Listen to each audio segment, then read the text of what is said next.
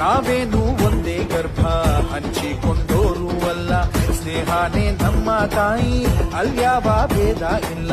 ನಿನಗೊಬ್ಬ ಬೈರಿ ಅಂದ್ರೆ ನನಗೂನು ಬೈರಿ ಅವನು, ಹೀಗನ್ನೋ ಸ್ನೇಹ ಒಂದೇ ಬಾಳಲ್ಲಿ ಮಂತ್ರ. ಇನ್ನು ಸಾವಿಗೂ ಅಂಜೋದಿಲ್ಲ,